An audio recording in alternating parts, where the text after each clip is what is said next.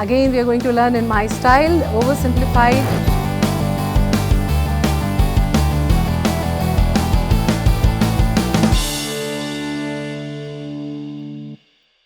Hello to all my dear students.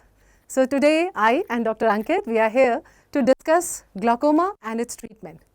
So the plan is we are going to have a quick recap about glaucoma and then we are going to discuss anti-glaucoma drugs.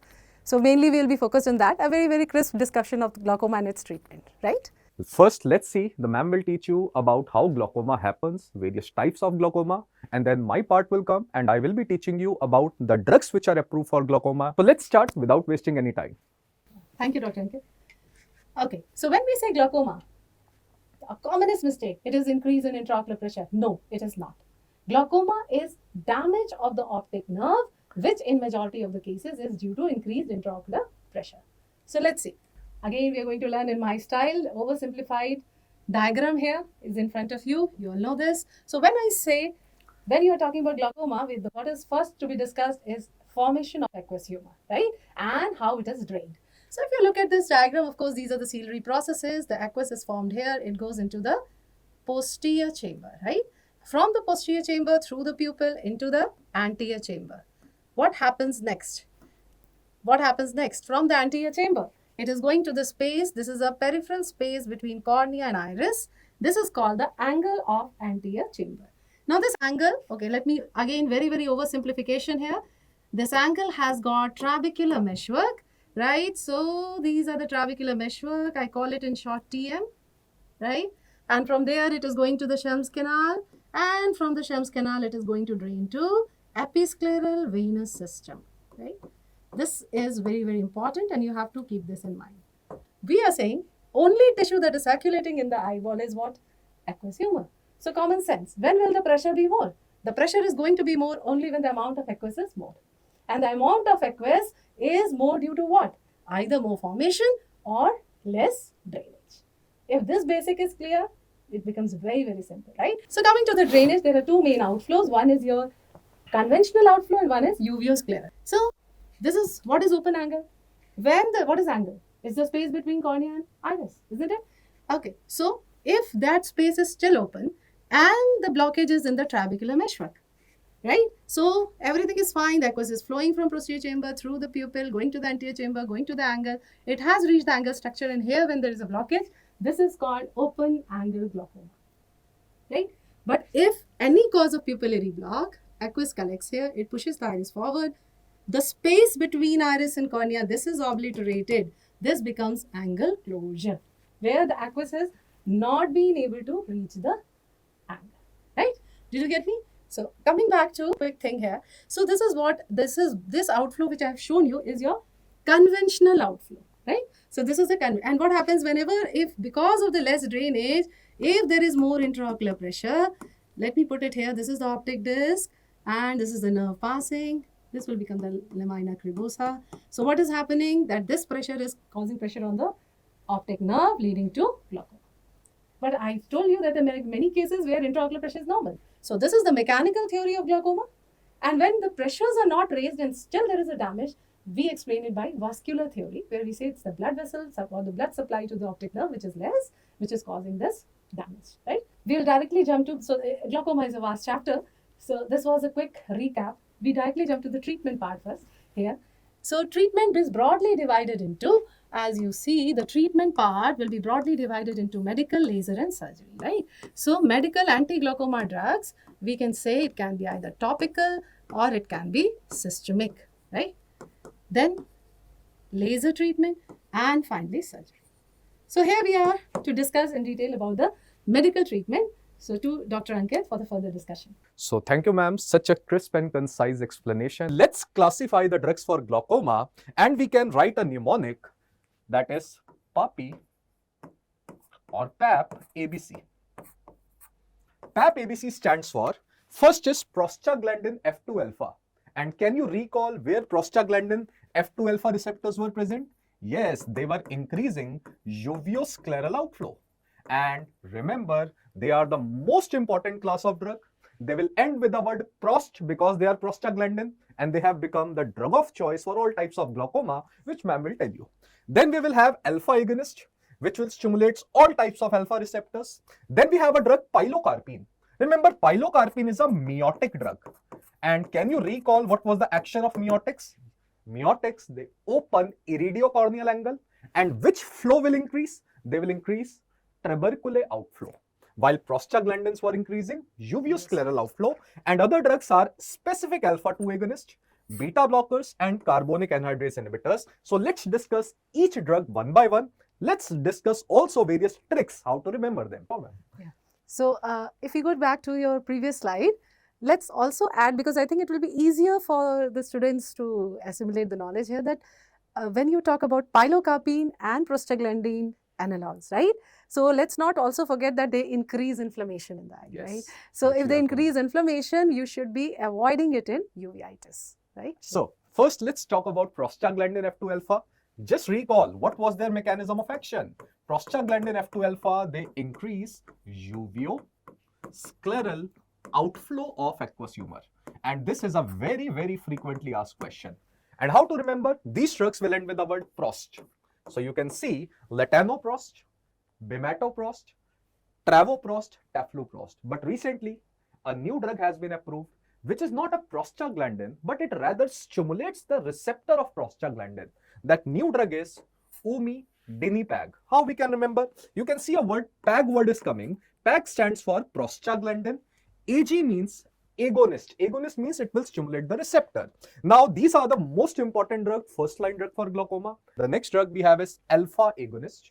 Dr. Ankit, we can also add here that bimatoprost, I think, is the drug which increases both outflows, that is both trabecular as well as uveoscleral, right? That's why it's a bimato, because this is one MCQ there, it is asked in the exam, that this is one antiglaucoma which increases both outflows, right? So now let's talk about alpha agonist, and we have a drug dipivefrin.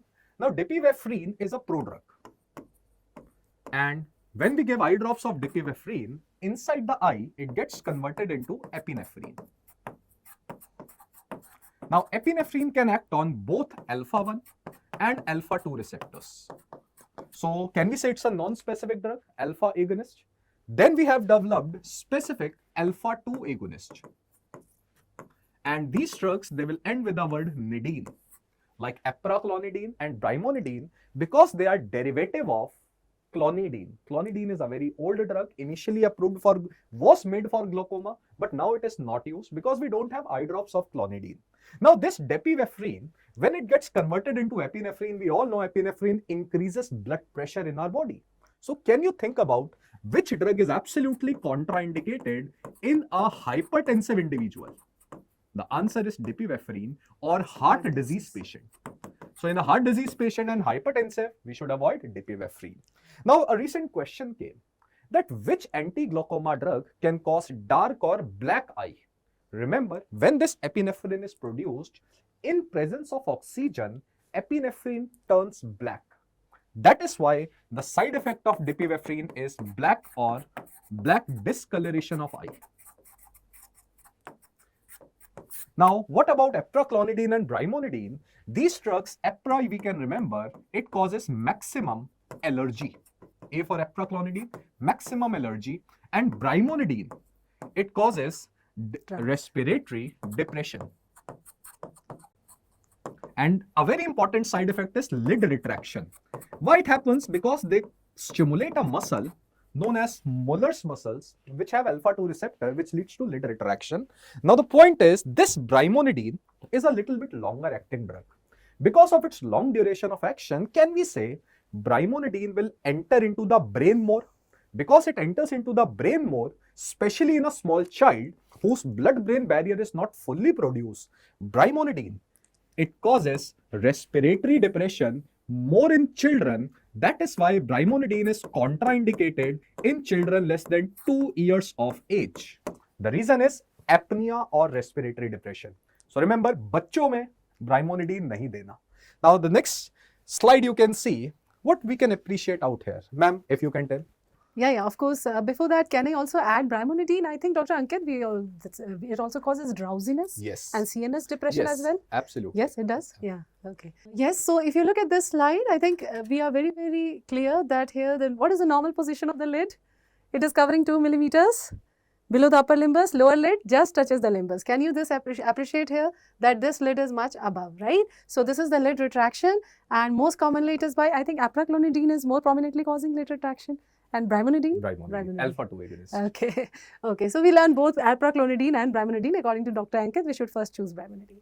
Okay. And here these are the conjunctival pigmentations that you see. I think this is due to mainly epinephrine. One more important point regarding epinephrine, which comes in your Aftha question, is regarding that it is contraindicated in aphakic glaucoma. Okay, a patient who is already aphakic and he's having glaucoma and you want to treat that glaucoma, don't give epinephrine. Why?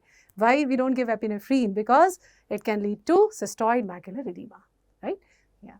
Now, the next drug is pilocarpine. How we can remember? Pilocarpine causes pupil constriction. Pupil constriction means it is the drug of choice as a miotic agent. Now, if a question specifically comes that if you want to open iridocorneal angle, what is the drug of choice? Any miotic agents, they open IC angle, iridocorneal angle. And it mainly increases which outflow? In iridocorneal angle, we have trabecular outflow.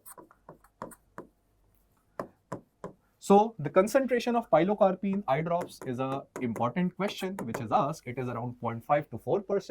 But now we have implants of pilocarpine also, although very rarely used. So this pilocarpine, what is the main side effect? Now pilocarpine causes painful eye. P for pilocarpine, painful eye. Because it causes spasm of a muscle, that is ciliary spasm. Okay, Dr. Ankit. So because this causes ciliary spasm, or if you think with me, any contraction of ciliary muscles, what does it cause? Relaxation of zonules? Are we not talking about accommodation? More increase in the curvature of the lens, and therefore little more power. So whenever there is a shift towards more power, what do you call it? Myopic shift, right? So this is the reason this can lead to myopic shift. Okay. Myopic shift. Yeah, we'll keep this in mind along with this. Now let's talk about beta blockers, and we remember beta 2 receptor were causing aqueous secretion. So beta blockers, by blocking beta 2 receptor, again they will decrease aqueous secretion. So they will decrease aqueous humor secretion. Now, we have two types of beta blockers used as a topical eye drops. One we have is non-selective beta blocker. Now, non-selective beta blockers, they will block both beta 1 as well as beta 2. While we have a cardioselective beta blocker, that is betaxolol, which will mainly block beta 1, less on beta 2. Now, what is the advantage of giving betaxolol over non-selective beta blocker? That betaxolol is relatively more safer in asthmatic. Now, one question will come in your mind, sir, we are using our eye drop of beta blocker, how it can precipitate asthma? So this point, ma'am will tell you that even topical beta blockers or topical drug, how they can provoke a disease like asthma. Yeah, of course, because any drug is being absorbed in the blood, right? And it can, that is why don't you give any alpha agonist in a hypertensive patient? You don't. In heart disease patients, you can't, right? So it does affect. We shouldn't be thinking like that. So remember, even topical drugs can be absorbed into the blood and they can precipitate disease like asthma. Yeah. Now, among them, one question sometimes comes, which is the longer acting congener. Remember, betaxolol is the overall longer acting drug.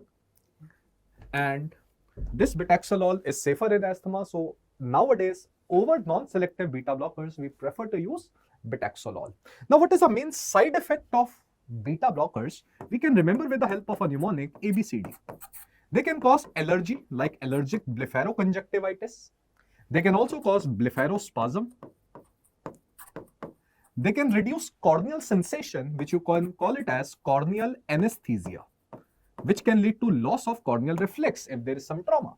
And lastly, they can cause dry eyes. So remember the mnemonic ABCD, very commonly asked question. So I think because in ophtha this is very commonly asked, we will also revise here that timolol can cause nasolacrimal duct obstruction, right? This is an important question, so you should know. Another thing I think we should also add here, Dr. Ankit, that allergic blepharoconjunctivitis can be caused even by alpha agonists. Yes. Right. So because this is a debatable point, so I'm raising it here. And so we will solve that point shortly. That which drug causes more ophtha, people say something else, pharmacologists say something else. Yes. But we will solve that confusion today. Yes. So let's talk about carbonic anhydrase inhibitors. They will end with the word zolamide. Yeah. Among them, the first drug we have is acetazolamide, which is a systemic drug, which can be given both orally as well as and IV. Now, in which glaucoma would you like to give an IV drug? Can we say during some emergencies? So that emergency is acute congestive glaucoma, where we will be using the systemic acetazolamide. Plus, we have topical eye drops, which can be given on long-term basis. And these drugs are brinzolamide and dorzolamide. Now, why these drugs are ending with the word amide? There is a reason behind it. These drugs are derivative of one antibiotic known as sulfonamide. And sulfonamide also ends with the word amide. Yes. Because of this reason, which anti-glaucoma drug is absolutely contraindicated in a patient of sulfa allergy? The answer is acetazolamide, brinzolamide and dorzolamide. Yeah. Now recently, there are two anti-epileptic drugs which are used to control seizures are also derived from acetazolamide. That anti-epileptic drug is topiramate. Yes. And another anti-epileptic drug is zonisamide. Now, when these drugs are given, inside the eye also they can cause allergic reaction. And one very important allergic reaction caused by these all drugs is ciliary edema or ciliary effusion. And this ciliary edema, when the thickness of cilia will increase, it will push the iris forward. And pushing the iris forward will close iridocorneal angle. That is why which anti-epileptic drug or which anti-glaucoma drug, because of ciliary edema, causes secondary angle closure glaucoma? The answer is topiramate and zonisamide, which are anti-epileptic drug, and which anti-glaucoma drug themselves can cause? That is brinzolamide and dorzolamide. Now let's talk about a new drug for glaucoma, that is nitarsodil. Remember, any drug that ends with the word sodil, whether it is nitarsodil, in angina we discuss a drug fasudil, any drug which is a sodil ending drug is a Rho kinase inhibitor. And the main mechanism of action of this nitarsodil is that it also increases trabecular outflow, which is the main mechanism of action. Now, where this drug is used, it is used right now as an add-on drug with other anti-glaucoma medication like latanoprost. And one very important side effect we can see, there are certain white hazy lines in cornea, just looking like a tree. We call it as vortex keratopathy. Actually, these are drug depositions which are on the epithelial layer of the cornea, right? And because the epithelial layer will regenerate in a pattern, that's why this deposition is in this V-shaped form. That is why we call it vortex keratopathy or cornea verticillata. So these are the drugs which are for glaucoma. Now let's see what we have understood till now. Let's make a summary of it. So which drug causes maximum allergy or allergic blepharoconjunctivitis? A for allergy, let's write, we all agree now it is apraclogidine. But yes, timolol can also cause. But if both question will come, we will go by apraclogidine. Yeah, alpha agonist should be the one which should be answered here. And which drug causes bronchospasm? B for bronchus, B for asthma. Bronchospasm means asthma. So the drug which will be avoided in bronchospasm or asthmatic individual is beta blockers, like timolol again. Now, which drug was causing secondary angle closure glaucoma? That was carbonic anhydrase inhibitors. Which drug was causing dark eye? That was D for dark or black, that is dipivefrin. Which drug eye drops are highly painful? P for pain, P for pilocarpine. Now, which drug should be avoided in children? Now, remember one quote which I am telling you, that brimonidine बच्चों में नहीं देना, बच्चों में brimonidine नहीं देना, but बच्चों की मम्मी में brimonidine देना है. So which drug is again the safest drug in pregnancy? That is brimonidine. The reason is brimonidine is category B drug. Rest all other anti-glaucoma drug are category C drug, almost everyone. So as the A, B, C, D, X, A is the safest, B is little bit unsafe, C is more unsafe. So B for brimonidine, B for category B drug. So this is all the one-liners you must remember about anti-glaucoma drug. Now let's discuss about the management, which drug to be used in the treatment of which type of glaucoma. So over to you, ma'am. Yeah. Thank you, Dr. Ankit. So again, I'm going to talk about those one-liners and the questions that are asked in your ophthalmology paper. So if you are asked about what is the drug of choice for primary open-angle glaucoma, right? So many anti-glaucoma drugs you have learned. Please, always we are going to answer the prostaglandin analogs. But of course, if it is mentioned in the question that the patient has uveitis, then of course the next would be brimonidine. So you have to be very careful about what the question is asked. Please keep in mind that if I talk about uveitis, pilocarpine and prostaglandin analogs are contraindicated in uveitis, right? Because they increase the inflammation. Another question they can ask you is about what is the drug of choice for angle closure glaucoma? Again, the drug of choice we will be again answering latanoprost. So here many of you ask, why ma'am, we used to answer pilocarpine. See, the only reason is because if the question is not mentioning you the stage of angle closure, right? If you remember, we have talked about what are the stages. If you go by the newer classification according to the natural history, it is primary angle closure suspect, primary angle closure, then the patient can have acute congestive attack, which is also called acute primary angle closure. This is the new name of acute congestive APAC, right? And chronic glaucoma, right? So because if it is not asked, only one line is asked, please let's again answer latanoprost. So life is simple, right? But if they ask you, of course, what is the drug of choice for opening the angle, it's a common sense. You have to create a meiosis to open the angle, then we answer pilocarpine. Now, very commonly asked question and a very important question is, what is the drug of choice for acute congestive or for acute primary angle closure, right? This one. So, do you all remember what was this? All 360-degree angles are closed, right? Pressures are so high, up to 60 millimeter of mercury, lot of pain associated with nausea, vomiting, there's corneal edema because the pressures are so high. You remember that? So, in such a situation, if I start in panic giving you pilocarpine to the patient, okay, let me open the angle, it's all due to the closing of angle. Why it is not working? Because such a high pressure is causing iris ischemia. Any drug you give, it is not going to react. That is why our first aim is decrease the pressure, right? So, we go for either IV mannitol or IV acetazolamide, and once we have decreased the pressure, of course, I have to give pilocarpine as well to open the angle, right? And yes, another one-liner is, what is the definitive treatment of angle closure? Or you can say treatment of choice of angle closure. In that case, your answer has to be peripheral iridotomy by NDR.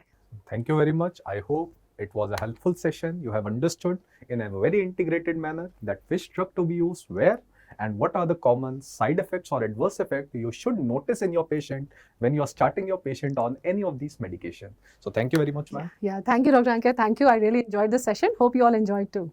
Thank you. Stay blessed and keep smiling.